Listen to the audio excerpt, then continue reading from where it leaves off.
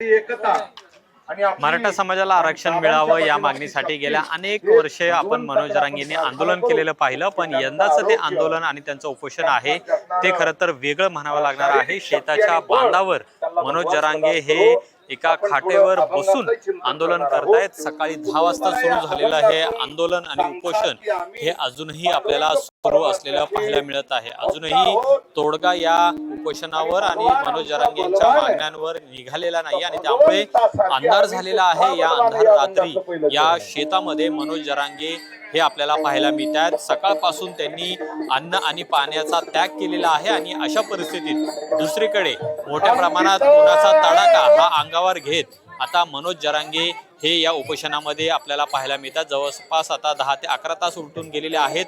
या गावामध्ये पूर्णपणे अंधार आपल्याला पाहायला मिळते आणि अशा अंधारामध्ये मनोज जरांगे यांचं हे उपोषण सध्या सुरू झालेलं आहे। मोठ्या प्रमाणात समाज बांधव आहेत मराठा, ते सुद्धा या ठिकाणी आलेले आहेत। राज्यभरातून अनेक मराठा बांधव या ठिकाणी आज अंतरवाली सराटीमध्ये दाखल झालेले आहेत आणि सकाळी 10 वाजल्यापासून मनोज जरांगे यांचं हे उपोषण सुरू झालेलं आहे।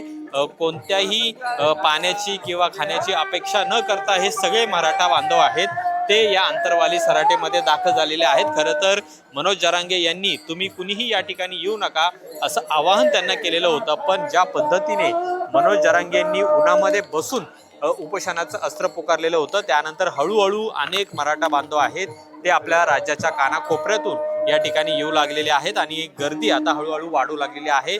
रात्र आता झालेली आहे आणि त्यामुळे या शेतामध्ये पूर्णपणे अंधार आहे तो सुद्धा पसरलेला आहे। काही लाईट्स या ठिकाणी लावण्यात आलेल्या आहेत, गैरसोय होणार नाही याची सुद्धा काळजी घेतली जाते। पण दुसरीकडे आपण पाहतोय की अशा पद्धतीने आता हे सगळे मराठा बांधव आहेत ते याच शेतांवर कुणी झोपलेला आहे, कुणी अजूनही बसून आहे। अजूनही त्यांना अपेक्षा आहे की सरकारचे प्रतिनिधी या ठिकाणी येतील आणि मनोज जरांगे यांच्या ज्या मागण्या आहेत, आरक्षणाचा जो विषय आहे तो मार्गी लागेल या आशेने हे सगळे मराठा बांधव आहेत ते या ठिकाणी बसून आहेत। सकाळचं ऊन आणि आता होणारा रात्रीचा त्रास, कारण की शेतामध्ये आपण पाहिलं तर बऱ्याच असुविधा असतात, मच्छर्स मोठ्या प्रमाणे असतात, त्यामुळे या सगळ्याची पर्वा न करता हे सगळे मराठा बांधव आहेत ते या शेतावर सध्या आहेत। सकाळपासून सगळे बांधव हे उन्हामध्ये तर आपल्याला या ठिकाणी पाहायला मिळालेले होते, पण आता रात्र झालेली आहे।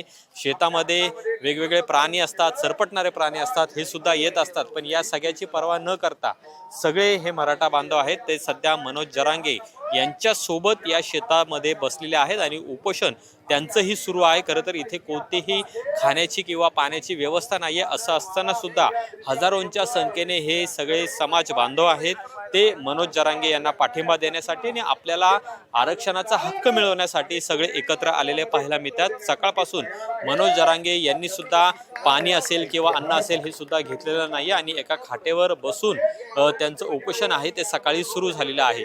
या आधीची आंदोलनं उपोषणं ही मनोज जरांगे यांची वेगवेगळ्या पद्धतीची होती, पण आजचं जे उपोषण आहे ते खरं तर एक जीवावर उदार होऊन त्यांनी खरं तर केलेलं हे पाहायला मिळणार आहे। जीवाची पर्वा न करता उन्हामध्ये सकाळपासून ते बसलेले होते आणि आताही ते आपल्याला या ठिकाणी पाहायला मिळतात। अशा पद्धतीचं मनोज जरांगेंचं मराठा समाजाला आरक्षण मिळवून देण्यासाठीचं जे उपोषण आहे ते सध्या सुरू आहे, अंतरवाली सराटीमध्ये सुरू आहे आणि शेतामध्ये खास करून हे आंदोलन सुरू असताना या ठिकाणी मोठ्या प्रमाणात सध्या अंधार झालेला आहे। असं असताना सुद्धा हजारो मराठा बांधव आहेत ते याच शेतामध्ये बसून आहेत आणि अजूनही सरकारची प्रतीक्षा आहे, सरकार यामध्ये काहीतरी तोडगा काढेल आणि मराठा समाजाच्या ज्या मागण्या आहेत त्या सुद्धा पूर्ण करेल अशी सुद्धा अपेक्षा या संपूर्ण मराठा बांधवांना आहे। कॅमेरामन रोहित वनकटेसह अमोल धर्माधिकारी, LS मराठी, अंतरवाली सराटी, जालना।